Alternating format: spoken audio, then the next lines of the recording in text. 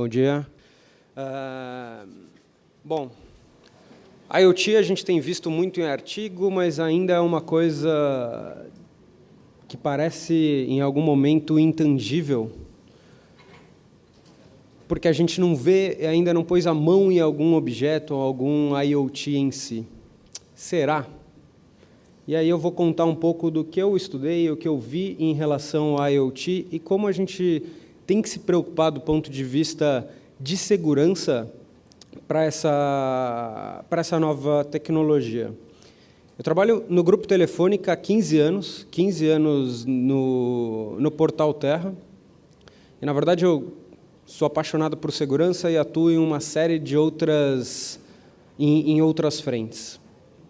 Tenho, graças a Deus, a oportunidade de participar em quase todos os eventos internacionais de grande porte. Eu acabo participando, e meu maior objetivo aqui é fazer um compilado de tudo que eu fui vendo nos outros eventos em relação a preocupações que a gente precisa ter no dia a dia e compartilhar com vocês.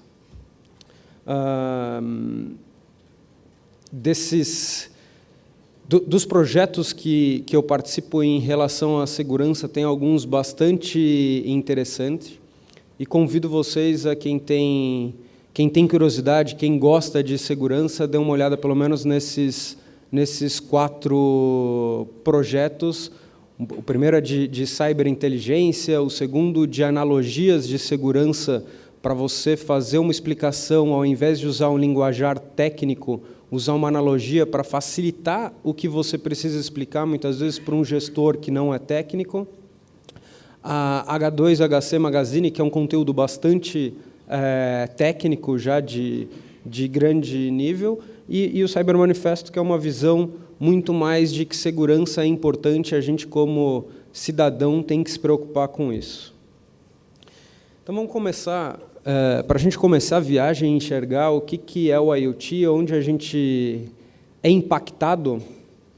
Gosto de fazer bastante referência ao que o Gartner, como o Gartner se posiciona.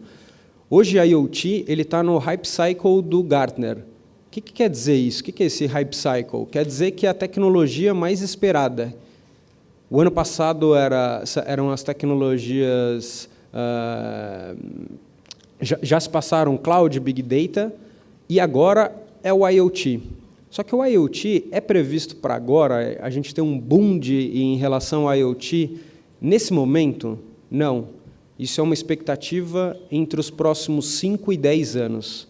Entre 5 e 10 anos, a gente vai usar, como hoje é previsto, na realidade, que a gente use soluções de IoT, assim como a gente usa smartphone. Trouxe um infográfico para a gente ter algumas visões, que eu vou tentar fazer a conexão dessas informações nos próximos slides. A gente tem hoje mais de 204 milhões de e-mails sendo enviados por minuto. A gente tem 571 websites sendo criados novamente a cada 60 segundos. E uma série dessas informações estão relacionadas à segurança. E num outro infográfico, dessa vez um infográfico da Intel, ele faz um apontamento que eu acho mais importante. O número de devices conectados na internet vai dobrar no próximo ano. Se o número de devices conectados na internet vai dobrar, a gente tem uma série de pontos que a gente precisa se preocupar. Poxa, mas não está no esgotamento do IPv4? Não está na transição para IPv6? Como a gente vai conseguir dobrar esse número de devices? E, além de tudo, se a gente tem muito mais dispositivos conectados na internet, o nosso nível de exposição à segurança aumenta. Consequentemente, uma série de desafios para quem vai fazer a segurança. Pessoas mal intencionadas e pessoas querendo obter vantagens financeiras de uma forma fácil existem sempre. E, por isso, que muitos de nós, vocês, meus colegas de trabalho, vão ter oportunidades de emprego em segurança, trabalham em segurança. por conta do constante desafio e por conta de pessoas mal intencionadas que vão fazer o nosso trabalho ser ainda mais desafiador. Mas antes da gente falar de IoT, vou fazer uma breve introdução em segurança. Por que eu acho que tudo é hackeado? Por que tudo é comprometido? Primeiro, eu já tenho pelo menos 20 anos trabalhando com tecnologia e depois disso trabalhando com segurança, e quando eu comecei a estudar, a informação era muito difícil. Ela não estava disponível de uma forma fácil. Os grandes conteúdos de livros, eu tinha que fazer uma compra internacional, aguardar o transporte, quando chegava, aquilo já era não tão interessante quanto 3 meses atrás, quando eu comprei. E hoje a gente consegue muita informação na internet. Vocês, como administradores, técnicos, usam muito o recurso do Google e sabem bem claro o quanto isso te gera de oportunidades no trabalho. E as pessoas vão utilizar essas informações de todas as formas. As pessoas não gostavam de ler, agora elas podem aprender técnicas de como hackear um Wi-Fi em vídeo do YouTube. Isso quer dizer que seu trabalho vai ficar muito mais dinâmico, porque situações básicas, qualquer um tem acesso a essa informação. E, no final das contas, se você não consegue aprender a fazer uma técnica, você vai na tentativa de descobrir a senha do indivíduo. E que geram, para mim, a minha maior dor de cabeça e o que eu tenho mais receio em relação à segurança. Eu trabalho num portal que tem 100 milhões de acesso de visitantes únicos por mês. Imagina se a capa do portal sofre um defacement, também conhecido por pichação. Mas por que acontece essas questões? Gosto muito de série, trago o primeiro ponto aqui. A Verdade Está Lá Fora, do X-Files. Não sei se alguém gostava e assistia disso. Eu assistia com meu avô e eu achava fantástico. Na verdade, é o bug que está lá fora. E como foi falado nas últimas 2 apresentações, segurança em aplicação é o grande desafio, é a grande questão desse momento. E sem essa segurança, sem uma segurança adequada, a gente vai ter problemas e vai ler notícias de vazamento de informações do JP Morgan, da Target, do eBay, da Adobe, de uma série de instituições bastante grande. Mas por que eu fiz questão de trazer esse gráfico? A gente vê aqui CNN, The Wall Street Journal, uma série de notícias sendo publicadas em conteúdos de... Quem vocês acham que leem essas notícias no jornal, nos sites? São os executivos. Eu tentei trazer notícias que afetam o board da empresa. Não está na página do CERT, não trouxe essa informação. Então, isso significa, e vocês têm que traduzir essa questão, que se os executivos estão sabendo, vocês vão ser questionados muito mais em relação à segurança. Segurança vai estar em pauta, não vai ser algo que só as pessoas de tecnologia vão se preocupar. O executivo me pergunta, quando ele vê uma notícia dessas, a gente pode correr o mesmo problema? Vocês estão cuidando dos dados pessoais dos assinantes? O que está sendo feito? O que a gente pode fazer para melhorar? E muitas vezes a gente tem que dar explicação em relação a isso. Um outro tipo de ataque, que apesar de não ter vínculo financeiro, é o DDoS, ataque de volumetria, onde você quer tirar o site do ar. Trouxe um infográfico aqui para vocês enxergarem a evolução do DDoS, e a gente atinge 400 gigas de volume, picos de 400 gigas de volume. Isso é muito longe da realidade brasileira, talvez 1/10 da realidade brasileira, mas lembra aquele slide, aquele outro infográfico da Intel que eu comentei com vocês, onde a gente tinha que o número de dispositivos vai dobrar no próximo ano? Se o número de dispositivos vai dobrar, a gente vai ter um maior número de potenciais equipamentos que podem ser zumbis e sendo utilizados para ataques. Todos de acordo? Então, o primeiro ponto de atenção é a gente vai ter mais dispositivos que podem ser vulneráveis, mais dispositivos que podem ser usados para disparo de e-mail, disparo de ataque de DDoS. Então, o primeiro ponto que eu enxergo dos próximos anos é que o volume de spam de e-mail de 204 milhões tende a ganhar um incremento muito significativo. E de DDoS é outra questão que a gente vai ter esse número de 400 ficar, como a gente diz, no chinelo. Agora vamos, de fato, depois de contextualizar, vamos de fato ao que importa. Internet das coisas. O que é a internet das coisas? É você ter uma série de dispositivos conectados.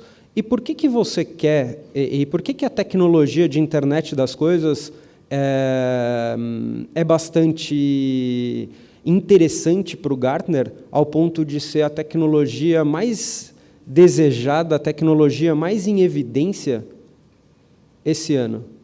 Porque ela vai tornar algumas operações transparentes para os usuários, para os consumidores. A gente vê bastante um exemplo de eu vou poder, igual a Google fez aquisição de uma empresa que faz automatização de termostato. Na verdade, o fundo disso é muito maior.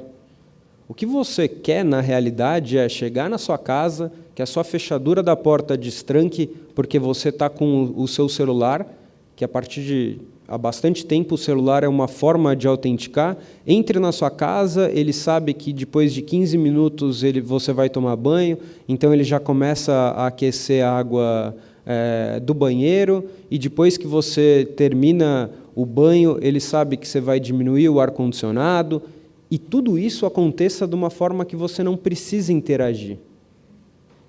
A transparência disso é o que é o IoT,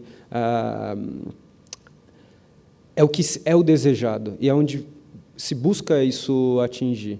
Só que lembra que eu falei que liga o aquecedor de água, depois regula o ar-condicionado? Então, a gente vai ter máquinas falando, o famoso M2M, machine to machine, se conectando, trocando informações para que te deixe essa visão transparente.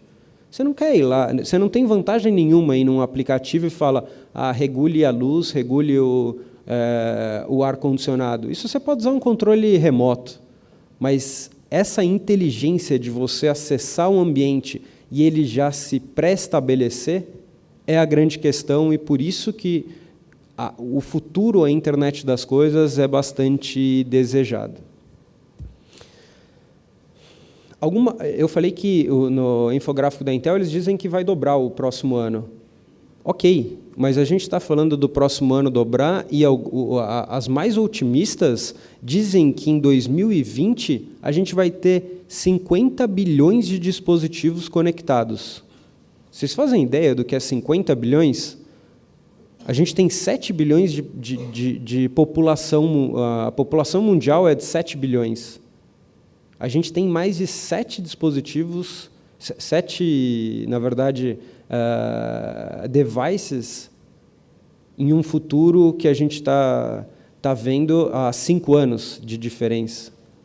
Hoje a gente tem algum dispositivo de IoT, não tem celular, depois não veio tablet, depois veio aquelas pulseiras, por exemplo, como a Jawbone.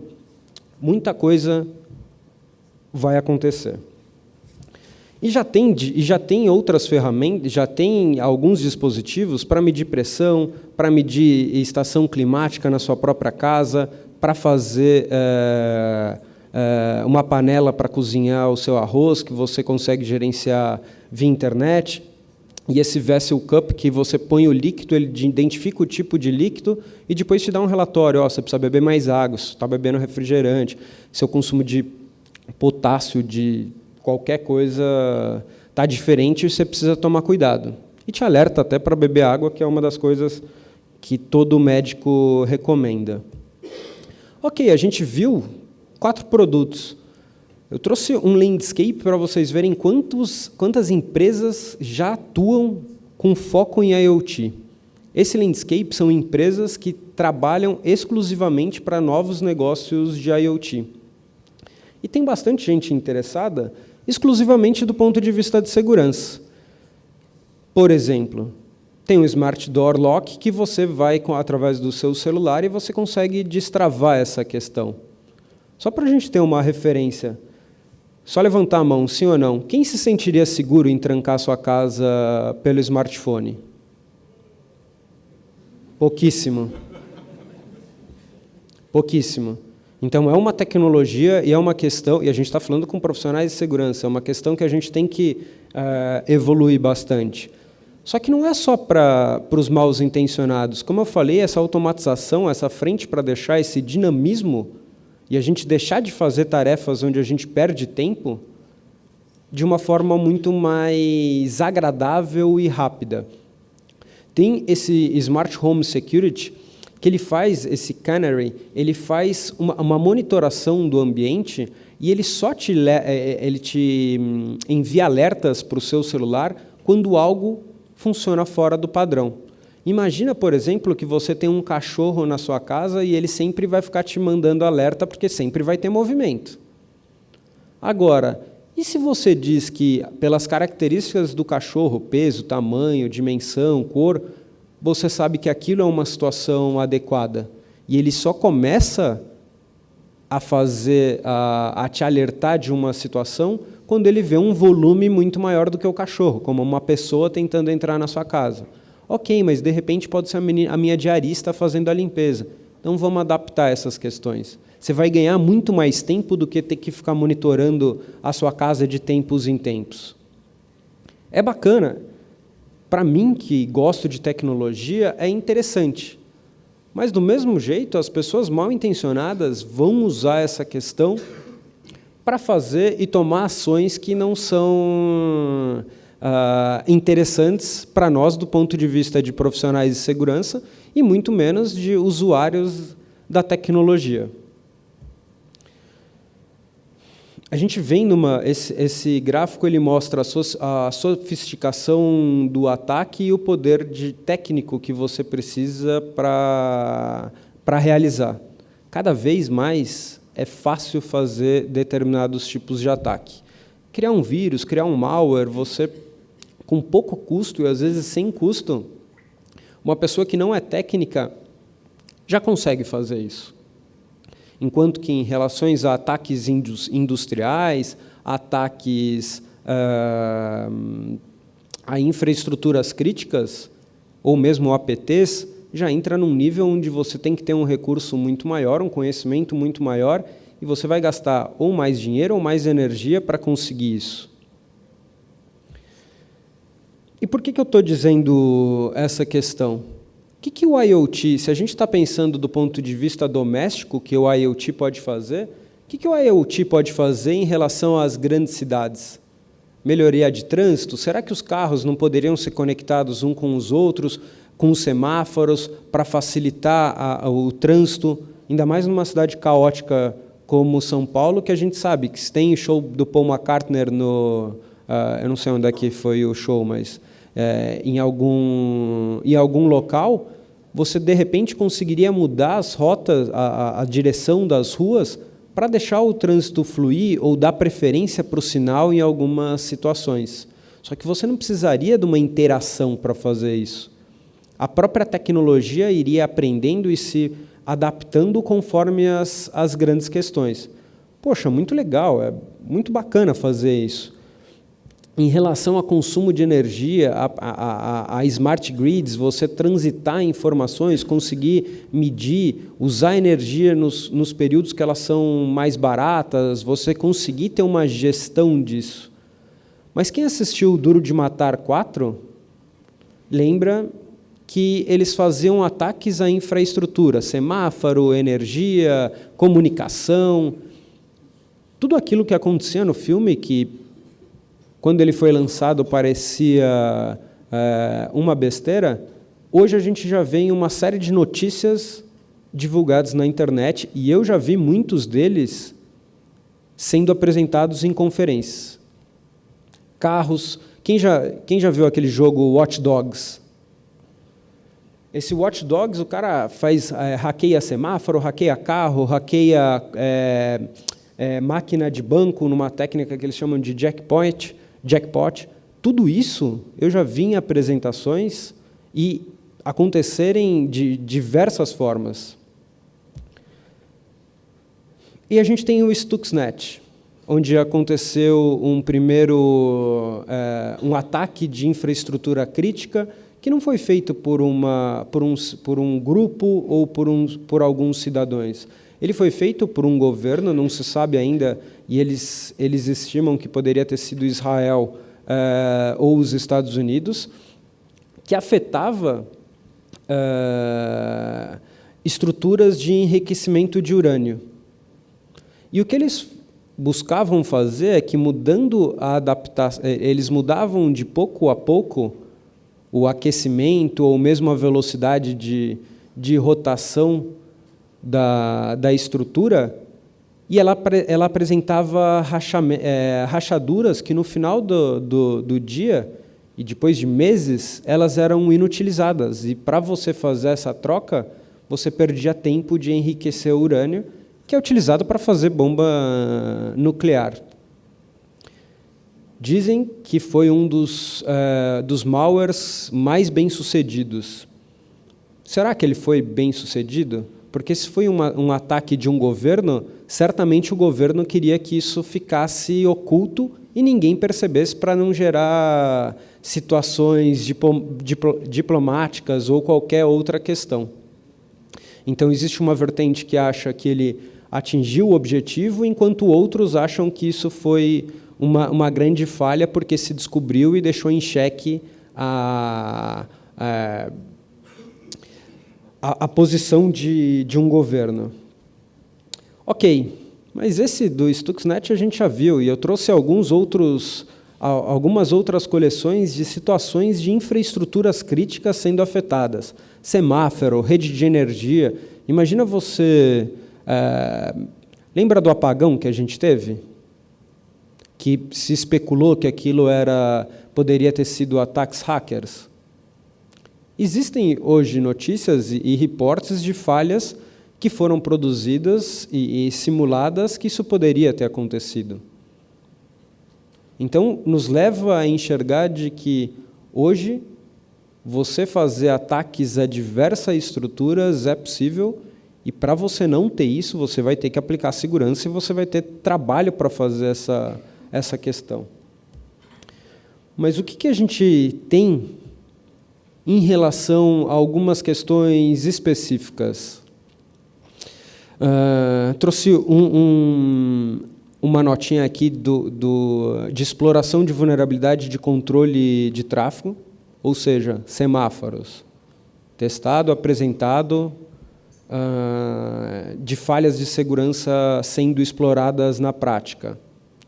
Estive na Rooted, num evento na Espanha, em Madrid, onde ele fez uma demonstração de que podia, através do sistema de entretenimento do avião, afetar algumas questões. E, quando ele fazia um upload de uma nova versão, o sistema, logicamente, desligava.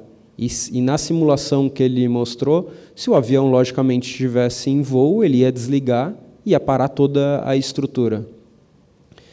Para vocês verem o meu desespero, foi na mesma semana que caiu o avião da Malaysian Airlines.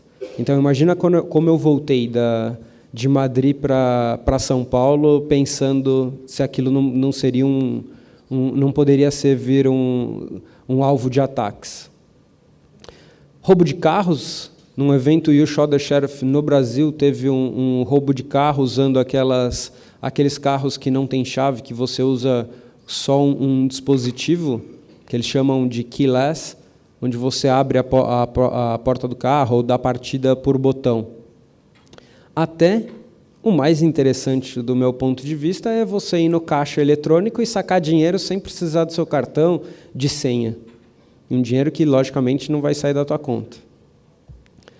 Até quando foi acontecer um evento, e, na verdade, era um ataque em marca-passo, E se vocês imaginarem em um ataque em marca-passo, você pode tirar a vida de alguém.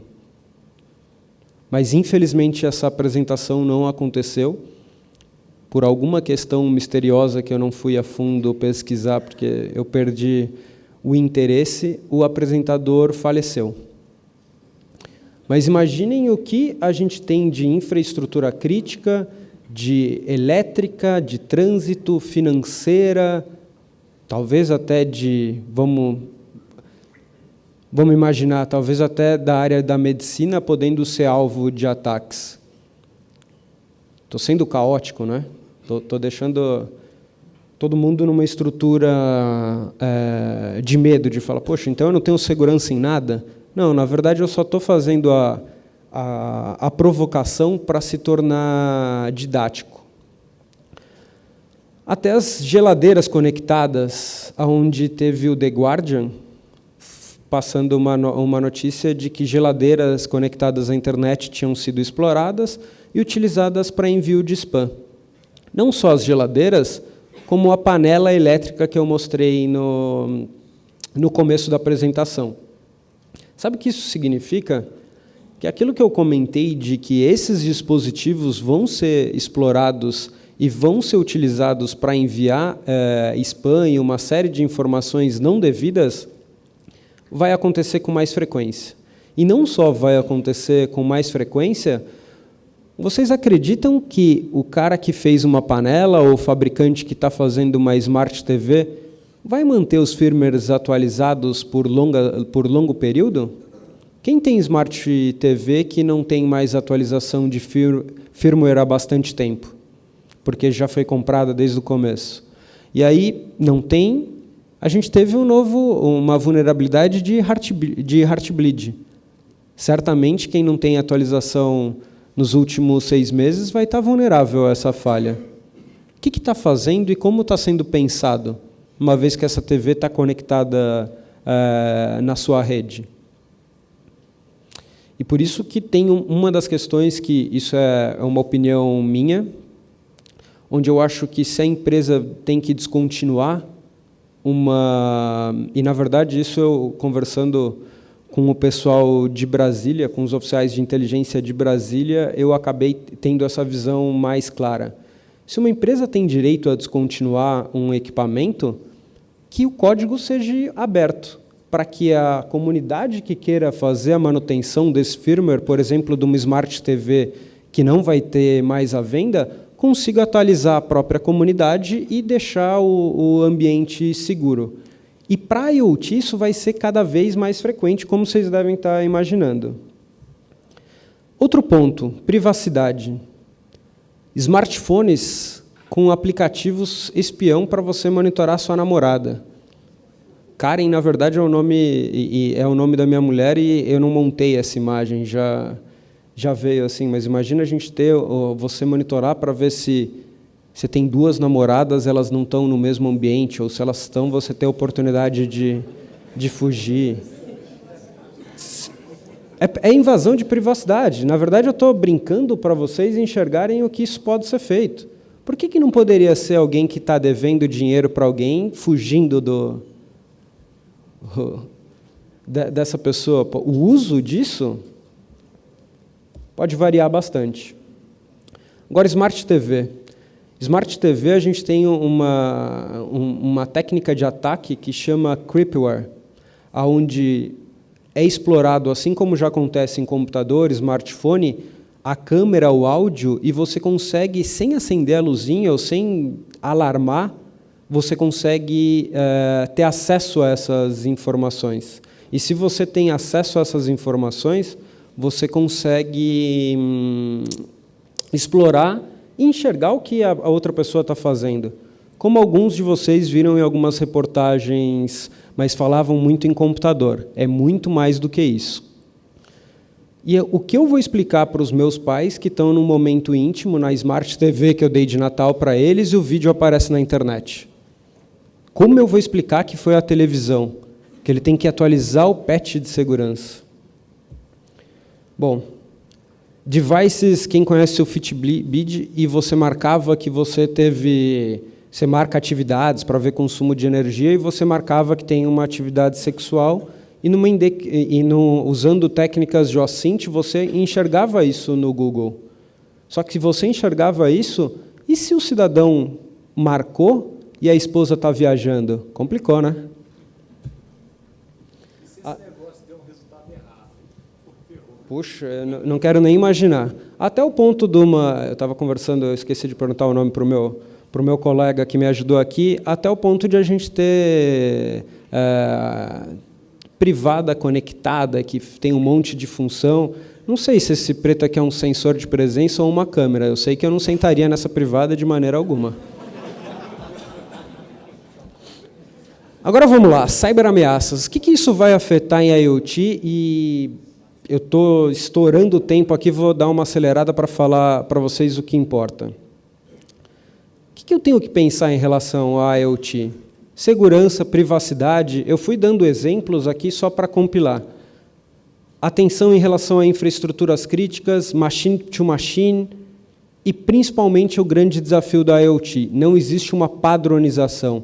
Lembram da época que tinha DVD, fita cassete diferente, e você não sabia para que tecnologia você comprava seu equipamento? Eu não lembro o nome do carro que tinha CD e tinha uma outra fita gravável, acho que era MD, que sumiu do mercado. O mesmo está acontecendo com a IoT. Empresas diferentes estão fazendo padrões diferentes. Aliás, não estão seguindo um padrão, o que, do ponto de vista de segurança, é muito difícil. E segurança, para mim, não é o remédio, ela é preventiva. Você ter um equipamento 99,9% seguro, quer dizer que ele é 100% vulnerável. E do que a gente tem que pensar do desafio de IoT? Do ponto de vista de segurança do dispositivo, da arquitetura, da informação que tem ali dentro, da comunicação, como você leva essas informações para outro lugar. Se é um sensor de temperatura, você não precisa se preocupar. Mas e se é um sistema médico que está vendo o seu batimento cardíaco, que está vendo sua pressão? Poxa, mas não tem problema isso se vaza na internet. Não tem problema para você e para a sua seguradora, para o seu plano de saúde. Será que ele vai cobrar o mesmo preço, sabendo que você está numa situação debilitada? Sabendo que você, de repente, tem um dispositivo que vocês hoje já usam quando vocês estão fazendo deslocamento, que vocês usam para fugir do trânsito, e você está sendo monitorado e registrado e salvo por todo o caminho que você percorre. Será que o que você está testando para o seguro é realmente a quilometragem que você anda? É a zona que você anda? E, para mim, isso é privacidade. Não que seja direito você comentar alguma questão em relação a isso, mas é muito importante comentar. Então, o IoT você tem que pensar do ponto de vista de toda a cadeia, end-to-end, da proteção do dispositivo, que é pequeno e pode ser roubado. Por características, ele não vai estar sempre disponível, conectado em rede. Eles podem ser perdidos e, pelo tamanho, eles podem ser roubados.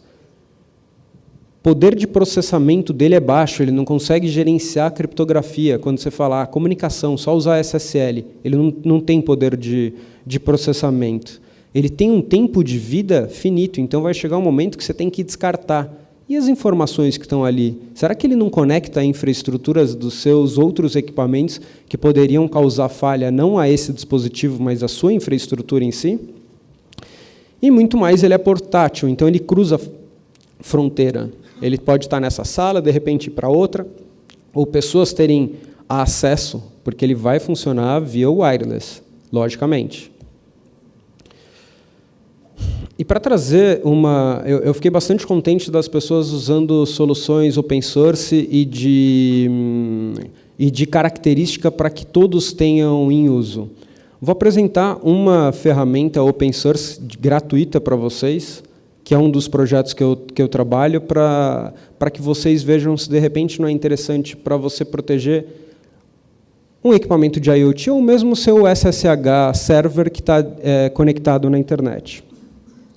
Contando rapidamente, a gente evoluiu muito em relação à proteção de muitas coisas.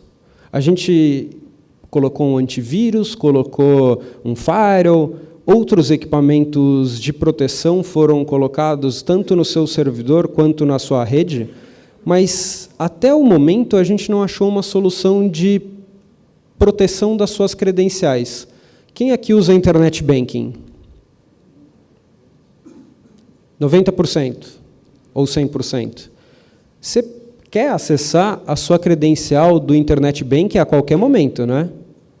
Mas você acessa a qualquer momento? Ela tem que estar disponível a qualquer momento? Não, só no momento que eu uso.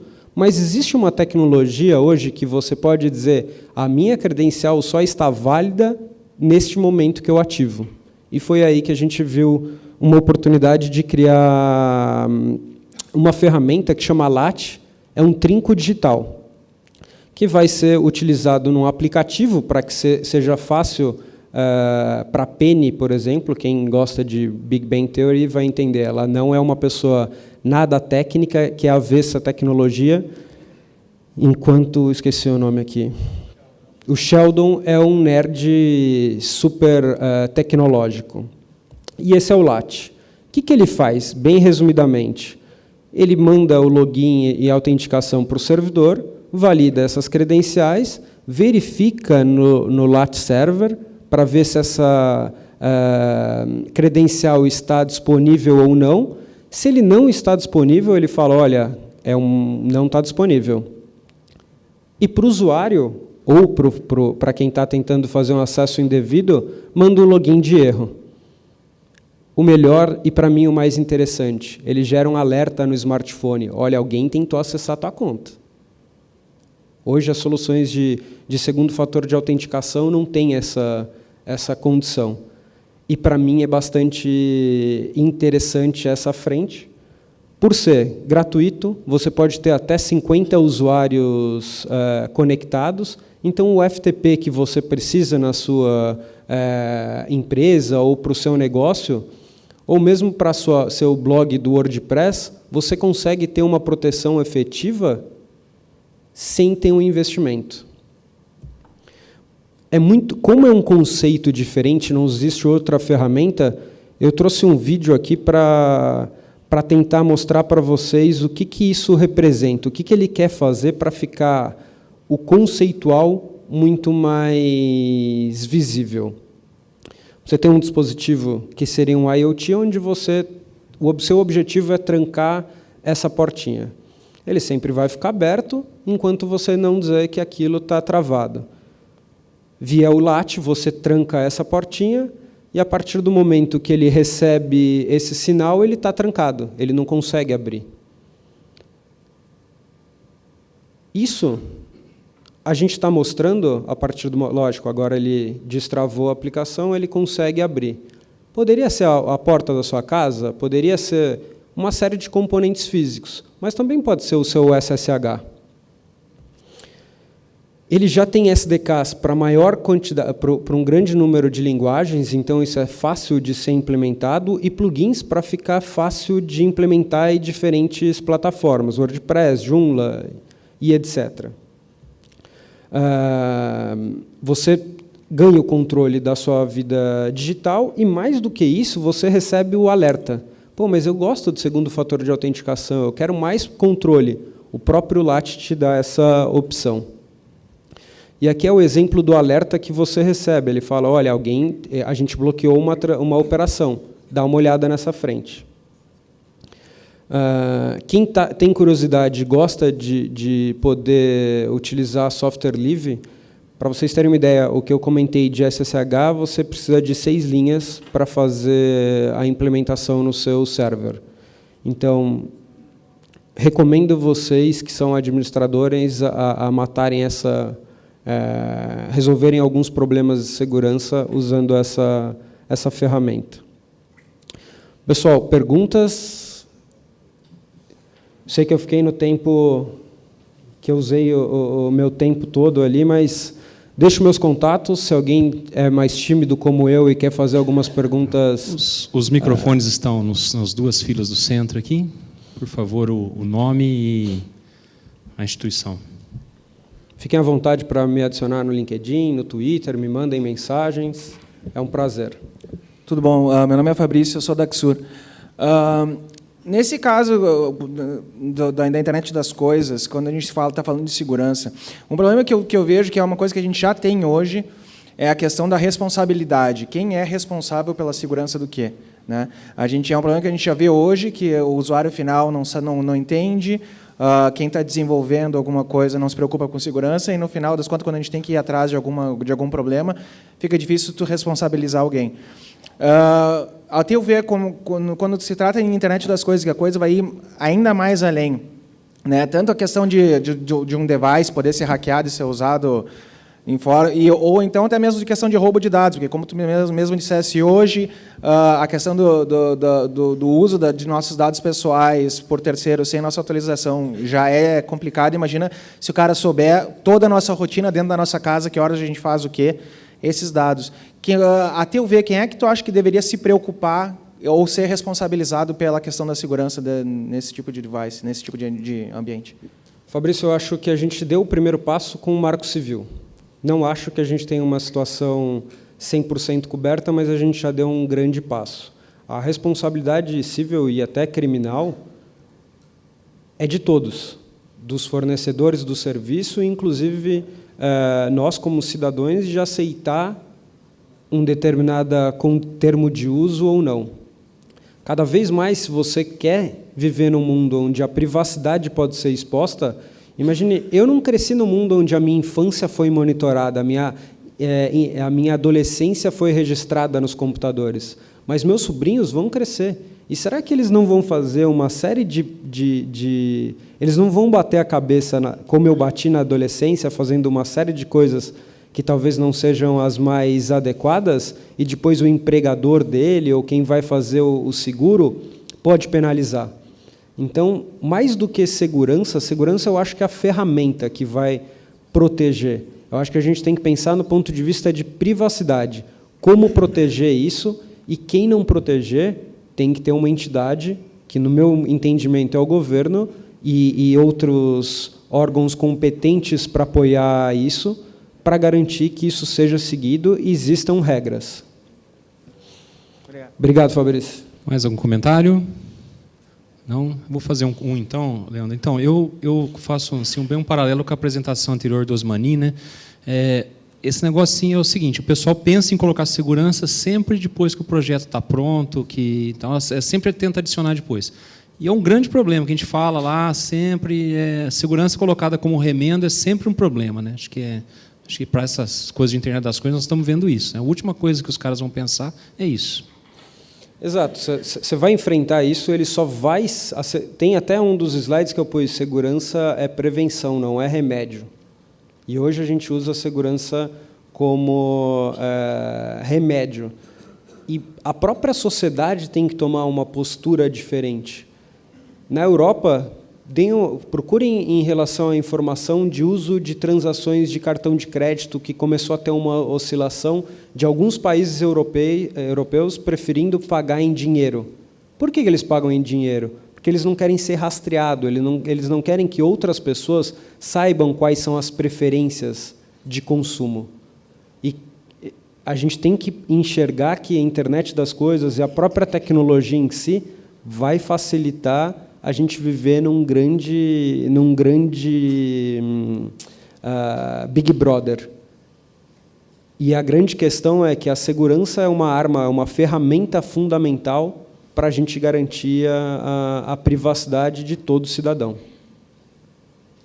E essa questão da privacidade, né, ontem eu tive a oportunidade de participar do seminário aqui de privacidade ao lado, né, e existe quase um consenso que não é mais possível está tão disseminado nessa questão das informações nossas que estão circulando por aí, que, na verdade, você precisa de mecanismos, né, governamentais ou jurídicos, uma segurança jurídica que faça com que o seguinte: a pessoa que usar aquela informação, ou vender aquela informação, ou passar aquela informação de forma que a lei não permite, que ele seja penalizado. Porque segurar mais isso parece quase impossível. Não sei se você compartilha disso. Compartilho, e, adicionando a essa questão, a gente tem duas questões. Quem coleta e quem tem posse das informações, por exemplo, os arquivos que vocês deixam na nuvem, Você está deixando aquelas informações e você espera que aqueles seus dados não sejam disponibilizados a terceiros. Só que, do mesmo jeito, e a gente viu notícias do iCloud sendo afetado por ataques de pessoas mal intencionadas, roubando informações. Então, a gente tem duas questões muito claras para a proteção dessas informações. Proteção de segurança para que pessoas mal intencionadas não acessem indevidamente a esses conteúdos. E, de um outro lado, como esses conteúdos vão ser usados pelas próprias empresas que estão prestando o serviço. Como eles estão lidando com essa questão? Porque, no final das contas, a gente sabe que todas as empresas têm o objetivo capitalista de gerar esse dinheiro. Então, esses são os dois paralelos que a gente tem que ter bastante claro. Adriano, Frederico. Só um comentário. Eu não sei se isso é em todos os estados aqui do Brasil, mas essa história do Big Brother, a gente já está nela faz uma boa quantidade de tempo.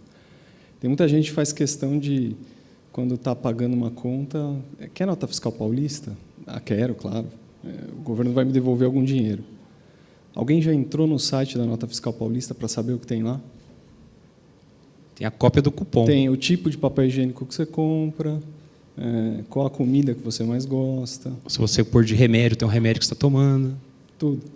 Mas agora eu vou fazer uma outra questão. Se você está sendo monitorado, isso que tem que ficar claro para vocês em relação à privacidade, a essa questão. Hoje, talvez vocês trabalhem numa empresa que aceita a sua orientação sexual, a sua religião, os seus erros do passado. Mas e se, de repente, você troca de uma empresa onde você tem uma empresa familiar que eles têm uma religião, desculpe, bastante, eles são bastante fervorosos e eles não aceitam porque você está numa religião da minoria e você pode ser demitido, ou mesmo na hora de você fazer um seguro de vida, a prestadora onde você vai contratar, vê que você vai toda hora para Boituva pular de paraquedas e fazer uma série de atividades, e ele vai jogar o preço da franquia lá em cima. Comecem a pensar e fazer esses desdobramentos, que privacidade não quer dizer que, se eu faço tudo certo, eu não me importo com a privacidade. Privacidade é você ter o direito de escolher o que você quer ou não contar para os outros. Isso aí, Leandro. Muito obrigado pela sua apresentação. Estamos em cima da hora, mas podemos conversar mais depois. Obrigado, Leandro. Pessoal, obrigado.